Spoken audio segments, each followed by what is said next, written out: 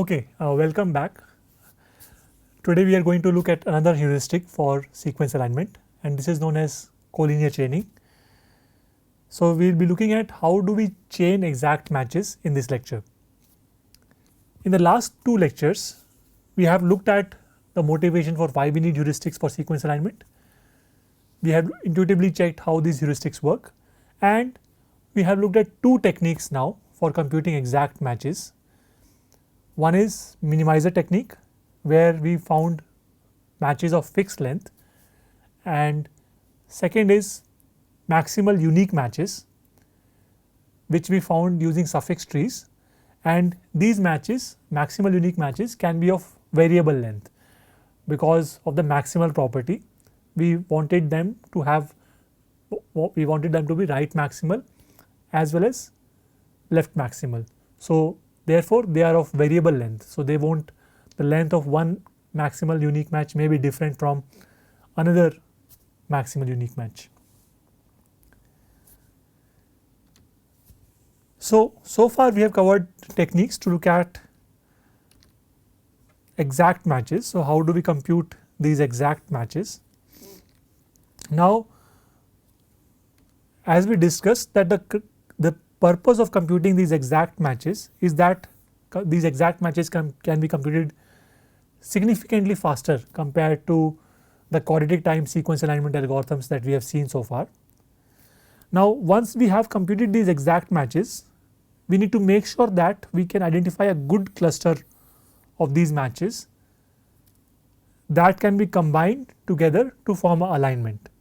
So for example, once we have identified a good cluster of matches, then we can focus only on that region of the text and perform our quadratic time alignment algorithm in only that region of the text. So once we do this dynamic programming algorithm, we can obtain our base to base alignment between the text and the pattern, right. So that is the overall idea, and the focus of this lecture is going to be on how do we identify a good cluster of these matches. Now this is an important step in sequence alignment workflow, because the number of matches between the text and the pattern can sometimes be overwhelming. For example, not only we can see some short matches occurring by chance, but because of many repeats in the genome, we can find a large number of short matches between genomic sequences. And therefore, if sometimes in practice these matches can be in millions, and we have to filter away all those matches which are just occurring by chance or they are occurring because of short repeats. So the purpose of this lecture will be to identify a problem formulation that will allow us to identify a good cluster of those matches that can give us good alignment in the end, because we will be combining the matches in the cluster we identify. We will be further extending those matches to get the pairwise sequence alignment. So we will be identifying a cluster of several matches that occur along a diagonal, because remember that in this clustering formulation we are looking for a subset of matches which roughly occur along a diagonal.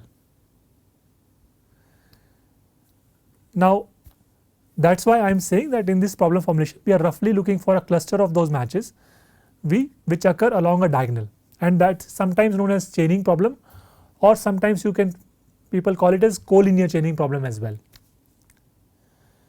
So in this lecture we will try to formulate this problem and discuss efficient ways of solving it. Let us get started. Now just to give a significance of this problem, so many bioinformatics tools solve the chaining problem as part of their alignment heuristics. So I am listing a few examples here. For example, Minimap2 is one popular alignment software which uses exact matches of fixed length. Those matches are computed using minimizer technique, and once those matches are identified, Minimap2 solves the chaining problem to identify a good cluster of those matches. Similarly, murmur is another example where we have matches in the form of maximal unique matches, and that we have seen in the previous lecture of how we can compute them using suffix trees. Now, this in the first case in Minimap2 these matches will be of exact length, whereas in murmur the matches can have variable lengths. Similarly, FASTA is another program which again uses exact matches of fixed length, and those are computed using K-mer hashing. So, these are some examples, and there are many other tools that use chaining problem, and this is just to give a motivation for why chaining problem is important, so that we can start studying them. So, before we discuss the problem definition, let us start with some basic notations that we are going to use in this lecture. First is the anchor notation. So, the exact matches that we have as input, we will call them as anchors. Each anchor will be represented as a tuple x, y, c, d. So, each anchor will associate 4 coordinates.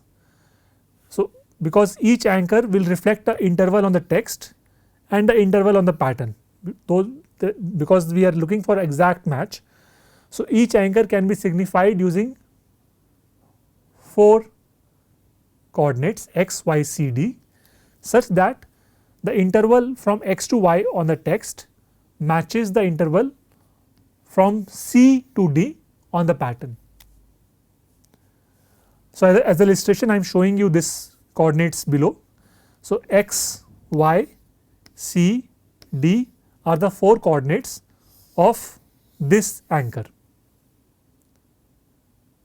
So, we are calling exact matches as anchors, and each anchor will be represented as a tuple x, y, c, d. Obviously, y minus x is equal to d minus c, because in this case we are considering exact matches. So, the number of characters on the text will be equal to the number of characters on the pattern.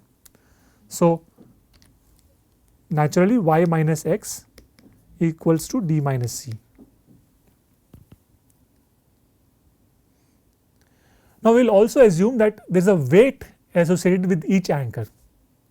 So, for example, there could be this anchor can have weight 8, this anchor can have weight 6 as example. Now, in practice weight would typically be the number of matching characters or some quantity that is proportional to the number of matching characters, because ultimately the number of matching characters is an important measure of how important that anchor is.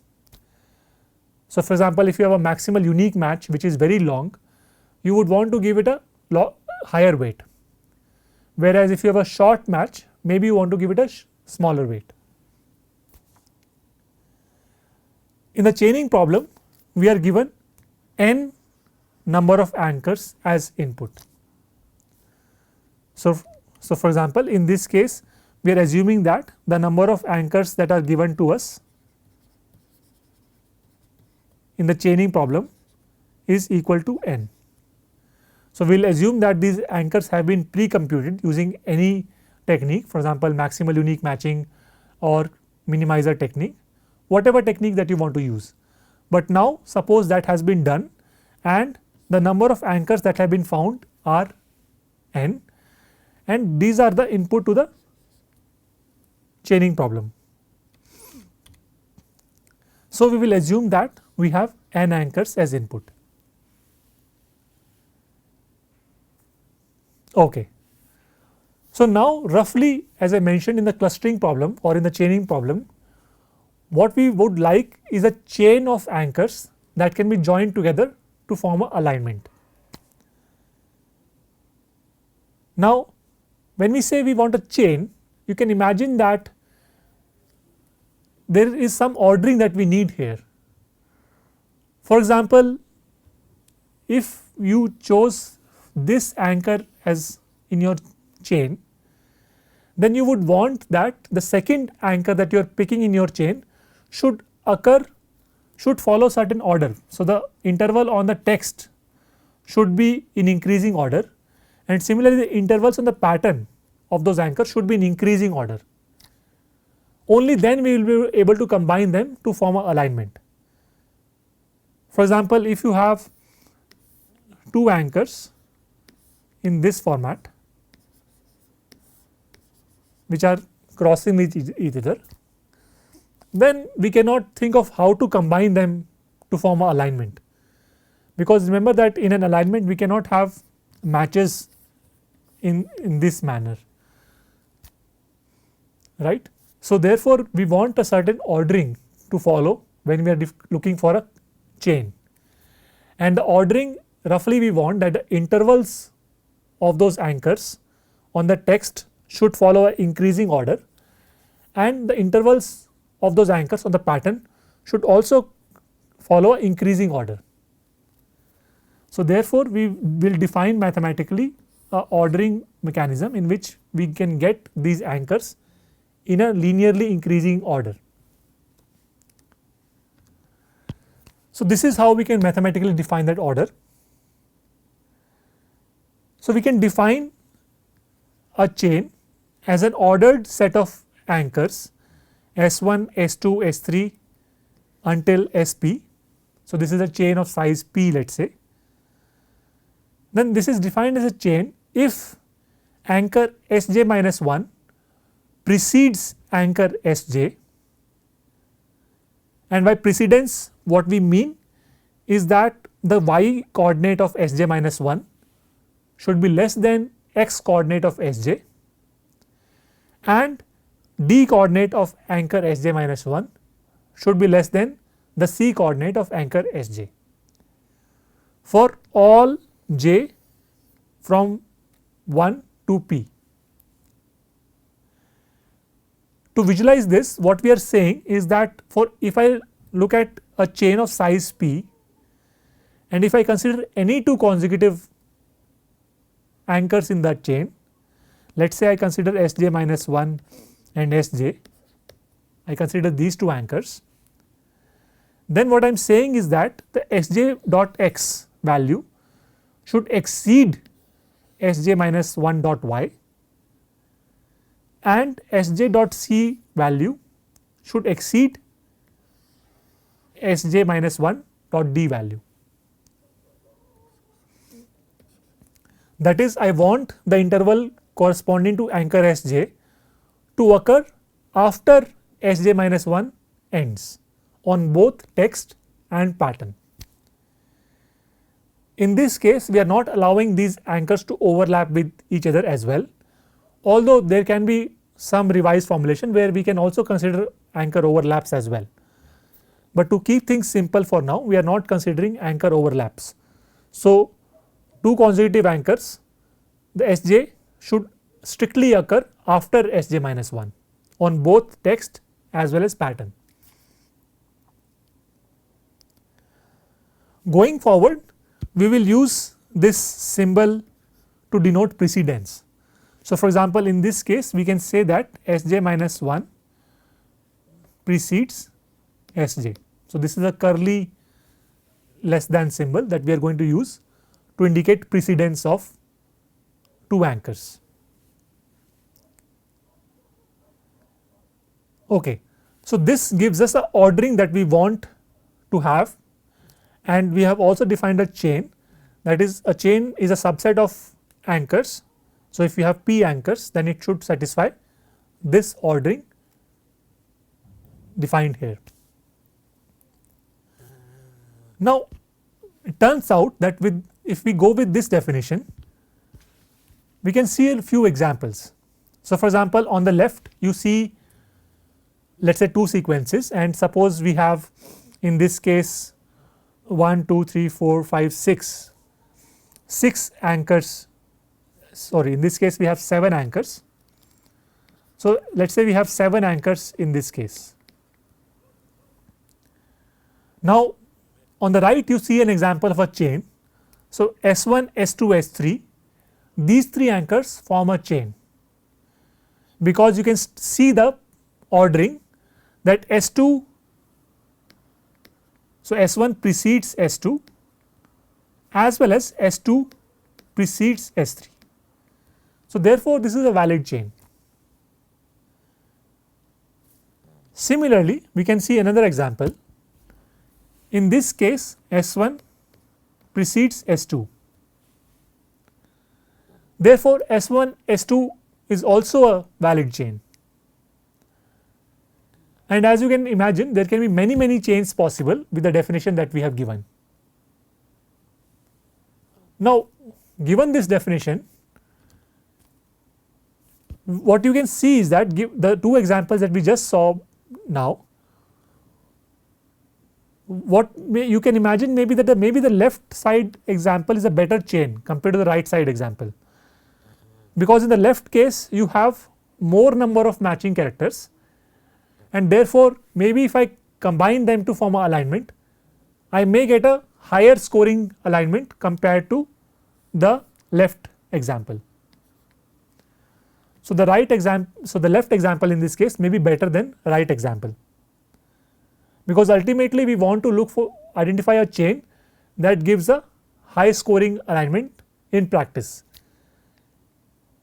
So, what we need here is to set up a problem statement in which we need to quantify the scores of these chains, so that once we quantify the scores of these chains, we can ask the problem formulation to give us the chain with highest score, and there we can hope that the problem formulation will allow us to set up an algorithm which will favor this chain compared to the right chain. So, how do we define the score of each chain? Well, intuitively what we want is we want to maximize the count of matching characters in the chain anchors. That we can get by adding weights of all the anchors present in the chain, and roughly we want also these consecutive anchors to be near each other. So, we do not want them to be too far, because if they are too far, then that again may affect the alignment quality. So, given these two parameters in mind, let us give a problem formulation.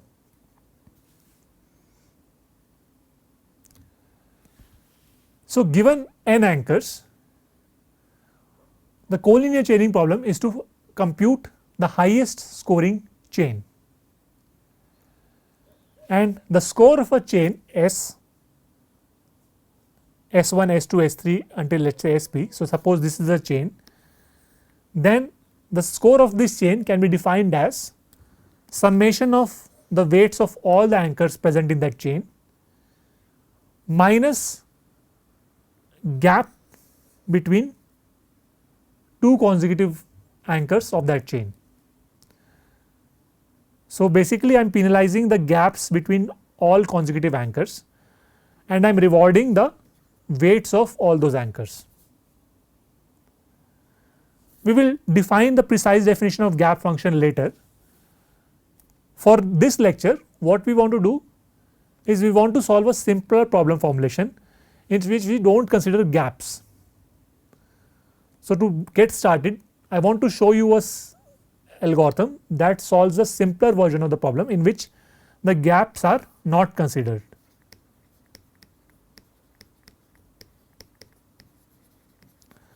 So, we will strictly find a chain in which the sum of anchors is maximized. So, that is the sum weight of those anchors is maximum. So, given this problem, now this is a well defined problem, how do we solve it?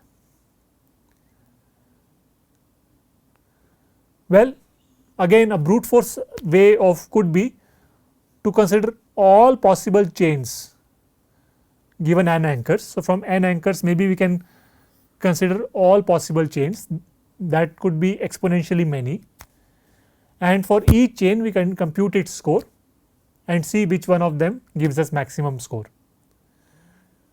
But that would be an exponential time algorithm, because there can be exponentially many chains possible given n anchors. We have to do better, and this is the classic case of a dynamic programming problem as well. So, we can leverage the dynamic programming technique to solve this problem, and it turns out as following. So, what as a first step, what we can do to simplify the problem and look for an efficient algorithm is to compute an array A in which we store all n anchors sorted in non-decreasing order by their y coordinates. So, remember the y coordinates of these anchors are these. So, we will sort these anchors based on their y coordinates and store them in an array A.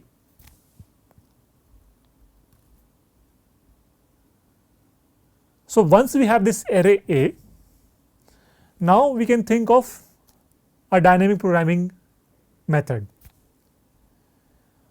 The sub problem that we can ask to solve now is following. So, what we can compute is an array C such that Ci is the highest score of a chain ending at anchor Ai. So, for example, Ci in this case will give me the highest score among all chains that end at anchor Ai.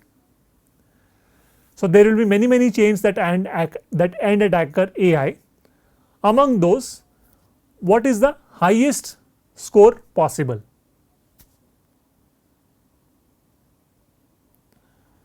Now, it turns out that this sub problem we can solve efficiently. For example, we can compute this array C from left to right, and suppose if we do that, then suppose we have to solve for Ci. Now, while we are solving for Ci, we would have already solved for Ci minus 2 and Ci minus 1. So, these would have been already solved because we are solving this from left to right, and these anchors are sorted based on their y coordinates. So, in that case these are known to us, and Ci is something let us say we want to solve for. Then how do we solve it? Well, one way to solve it is to basically ask what are the preceding anchors of Ai and what are the chaining scores corresponding to them. So, for example, I can ask for anchor Ai minus 2, what is the highest scoring chain ending at Ai minus 2, and what score would I get if I extend that chain further by adding anchor Ai as well. So, for example, one possibility as I am saying here is that maybe you can consider a chain that ends at anchor Ai minus 2, right. So, this will be a chain ending at anchor Ai minus 2, and maybe you can extend it further by adding anchor Ai. Similarly, we can look up all the anchors which are preceding anchor Ai and compute maximum over all the possibilities. That is to look at all the anchors which precede Ai and see what is the highest scoring chain ending at those anchors, and evaluating how would the score look if we further add anchor Ai to those chains. So, this recursion would look like following. So, basically we are considering all anchors which precede anchor Ai, and we are looking at the chaining score of those anchors, and we are adding a term that is the weight of this current anchor, because we are extending a previous chain further by adding anchor Ai to it, and the contribution of anchor Ai would be Ai dot weight, that is the weight of anchor Ai. Now, observe that the sorting helps, because by sorting we had made sure that all the anchors which are preceding anchor Ai, their chaining scores, that is capital C values, would have already been computed, because we are following the order of left to right. So, remember that when we are because the precedence criteria is satisfied, this automatically makes sure that aj dot y must be less than ai dot y. So, it automatically makes sure this property, and therefore, because we have already sorted them in this manner, we already would have computed Cj value in the left to right ordering. So, in other words, the Ci minus 2 is already known to us, and that we can leverage because this anchor is preceding anchor Ai. So, we can iterate over all these values, check what gives us maximum value and compute Ci accordingly. We have to also initialize the values, because for some anchors there may not be any preceding anchor. So, initialization is simple, that is, we just initialize the chaining score by the weight of that anchor for all I in 1 to n, because at the very least we can form a chain of single anchor only. So, for Ai, anchor Ai, we can at least form a chain of anchor Ai itself, and the score of that chain will be Ai dot weight. So, this is a valid initialization step, and subsequently we can follow the recursion to fill this C array. Ultimately, after we have filled the C array, the final answer that we can give is maximum over all Ci's, where I belongs to 1 to n, because this will give us the highest scoring chain ending at any anchor.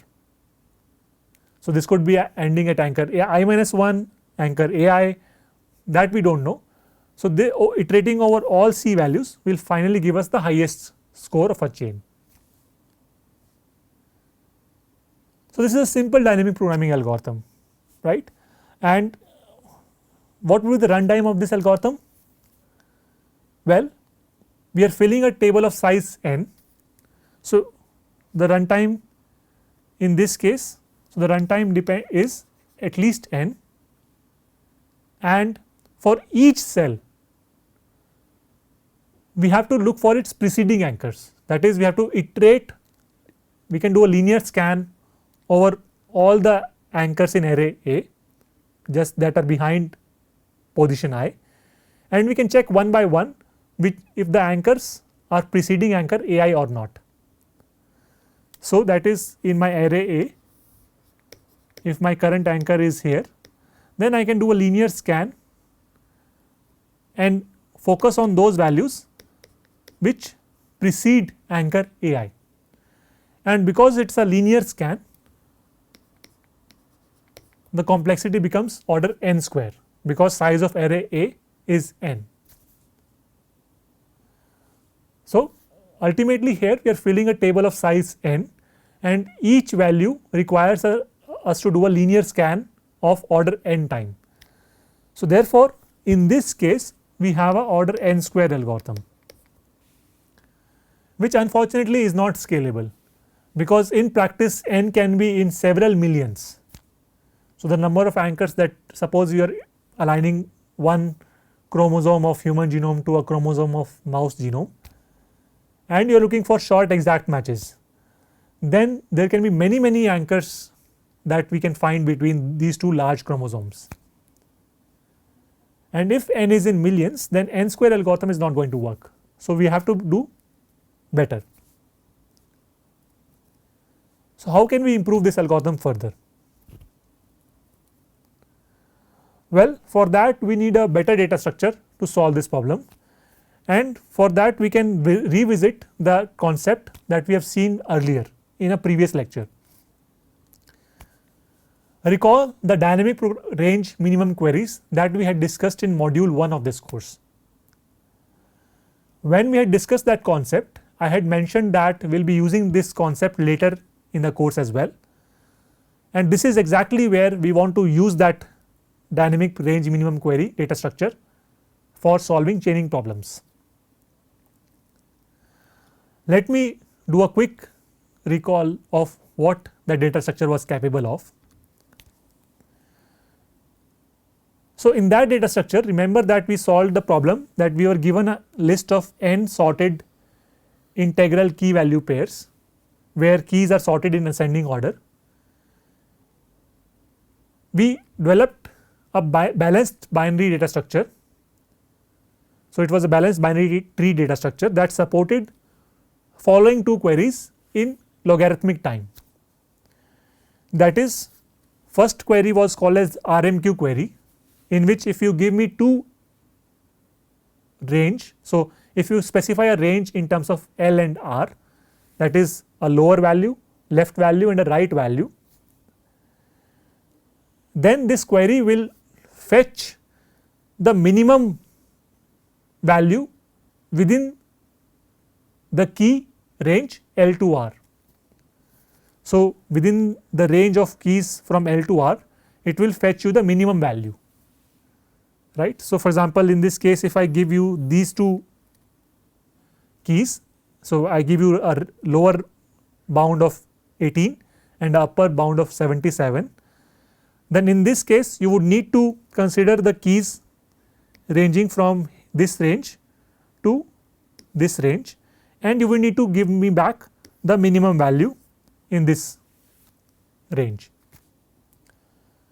right. So, we had seen this data structure and we had seen that these type of queries can be supported in only log n time due to a tree data structure. And similarly, the tree data structure also allowed us to update the value of any key. So, for example, if I want to make any update, I can go to that key and make update.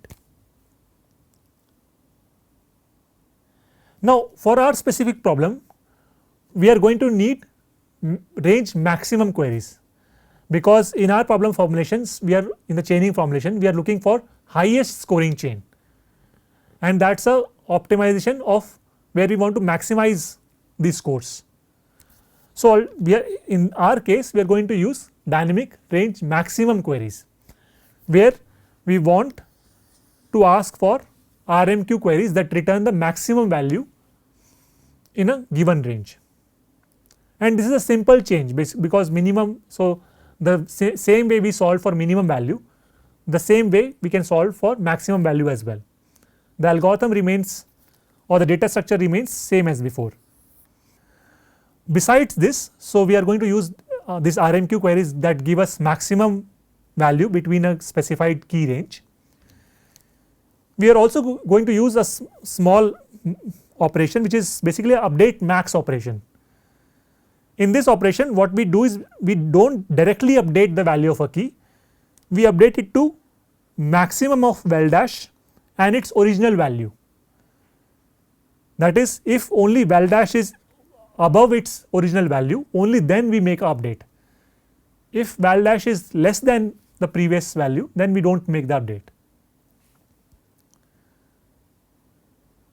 So, this is again like the way we will solve this would be same as the update operation, except that we will do a small check whether the existing value is already bigger than val dash. In that case, we will leave it as it is, otherwise we will update it to val dash. So, this operation will also be using the chaining algorithm.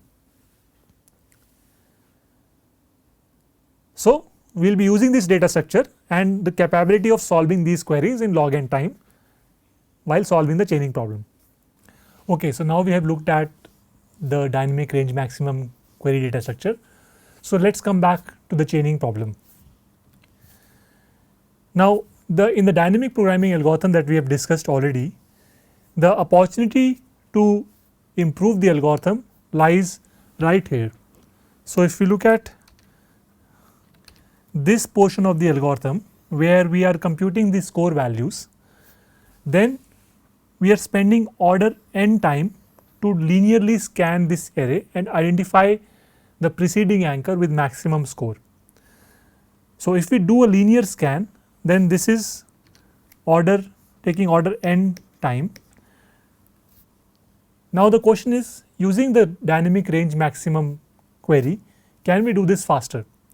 So, if there is a way in which we can achieve and cut down this time to order log n, then we can achieve the total time complexity of n log n instead of n square. So, let us see how that may be possible. Now, let us consider the faster algorithm that we want to design using the range maximum queries, and this time we will make a small tweak at the beginning, where we will store all the n input anchors in array A in any order for now.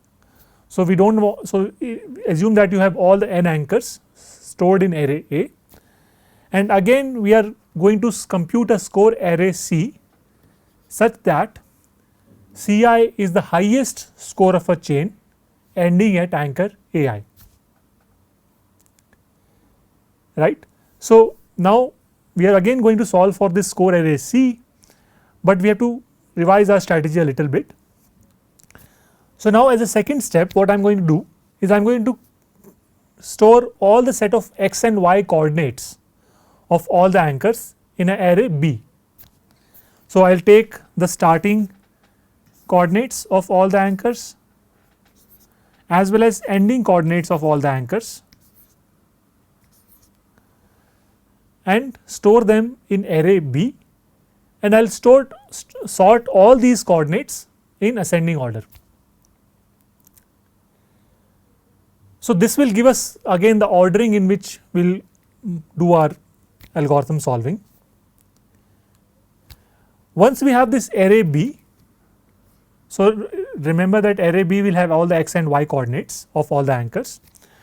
As a next step, what we are going to do is we are going to initialize that tree data structure in which we will have keys and values. Now, as keys, what we are going to store is the d coordinates of all the anchors. So, we will store all the anchors in this tree, and the keys will be the d coordinate of these anchors. And at the beginning we are going to initialize these values as negative infinity. You can think of them as inactive right now. So, basically negative infinity implies that these anchors are sort of inactive in the tree right now, and as the algorithm will proceed, we are going to activate these keys one by one. So, this is how the first step looks like. Now, we are going to start using this tree data structure and solve the chaining problem in a faster manner. So, as a first step, what we are going to do is we are going to iterate over all the points that we have stored in array B. So, all the basically all the endpoints that we have stored in array B, we are going to now iterate over them in ascending order. So, we are going to start for look at each point in this array B. Now, for example, let us say we are at this point right now. Now, this point can either be a start point, or that is either it can be a x coordinate of some anchor, or it can be a y coordinate of some anchor, right. So, we have to handle these two cases separately. So, let us say that the current coordinate Bi is the x coordinate of anchor Aj. So, remember that these coordinates, these are either x and y coordinates of some anchor.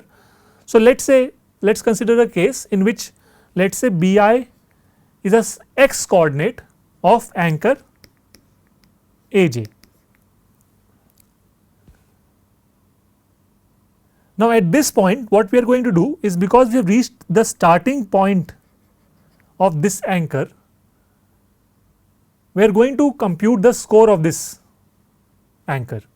So, we are going to compute the Cj value, and at this point we are going to use our recursion, that is Cj equals to Aj dot weight plus the maximum score over all the preceding anchors. But this time, instead of doing a linear scan, what we are going to do is we are going to use the tree data structure. So, how can we use the tree data structure in a way so that we can fetch the maximum score over the preceding anchors only? Well, intuitively, if you think about it, because my keys are the d coordinates of anchors, what I want is I want to look over all those anchors whose d coordinates are behind the c coordinate of the current anchor. So, any anchor whose d coordinate is behind my the c coordinate of my current anchor, I am interested in that. So, as a result I am going to make a range maximum query, and I am going to query over all the key range ranging from 0 to the c coordinate minus 1. So, I am interested in all those anchors whose key lies in this range, because I want to only focus on the preceding anchors, right. Now, you may ask, well, this RMQ query is going to return negative infinity because all the values are currently negative infinity. So, in the algorithm we have to also make sure that we are activating those anchors who are preceding my current anchor. And for that I am going to introduce a second case in my for loop. What if the bi point is the y coordinate of some anchor? So, suppose in my for loop, when I am iterating over all those points in sorted order, I have reached a point, let us say, where the point is a y coordinate of some anchor aj. Now, this is the point where I would like to make sure that I update the value of this key in my tree data structure, right. So, because I have to make sure that I have to keep updating these values which are already inactive. So, I have to activate these values somehow, and when I reach the y coordinate of this anchor, I would have already solved for the Cj value. So, Cj value would already be known to me, because Cj values are computed when I reach x, which would have happened earlier. So, now because I know the Cj value, what I am going to do is I am going to update this Cj value in the tree. So, as a result, for the key aj.d, I am asking update query to update it to score Cj. So, what this for loop ensures is that these keys are updated in a proper order, so that when I reach the x coordinate, only those anchors are activated whose y coordinates are behind the x coordinate. So, all those anchors whose y coordinates are behind the x coordinate of my current anchor will be activated. And because I am asking in my range maximum query, I am asking for only those anchors whose d coordinate is behind my c coordinate, I have made sure that the query will be done only over those anchors that are actually preceding anchor aj. So, in some sense this sorted order of array B is taking care of the dimension on sequence tree, and using the range in my range maximum query, I have taken care of the range on my pattern P. So, together I hope you get an intuition of how this algorithm is working, and because now each range maximum query can be done in log n time and each update operation can be done in log n time, this algorithm in total requires n log n time only. So, observe that the size of B array is at most 2n, right, and therefore, we are in the worst case we are making up to 2n range maximum queries, and we are making up to 2n update operations. So, and each operation requires log n time, therefore, the total time complexity is n log n. Now, there is a minor corner case that I have skipped in this algorithm, which is what if Bi happens to be the x coordinate of multiple anchors. That would happen if suppose there is one more anchor which also starts at this x coordinate exactly. Then we can trivially modify this algorithm. Basically, we can say that we can process all those anchors for which Bi is the x coordinate, right. So, if there are two anchors which share the x coordinate, then we will process both anchors, And similarly, if more than one anchor share the y coordinate, then we will process all those anchors. That is not a problem. So, that requires just a simple change to this logic.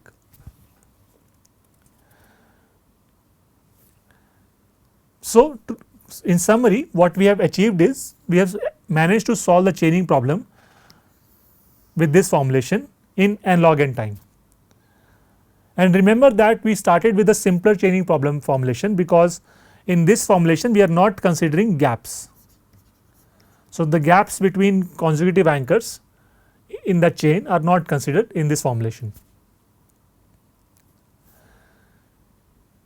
So, in the next lecture what we are going to do is we are going to also consider gaps and make this problem more interesting, because as you can imagine, when we are looking for a good chain, we are also interested in making sure that these consecutive anchors in a chain are near each other. So, there should not be significant gap between consecutive anchors in a chain.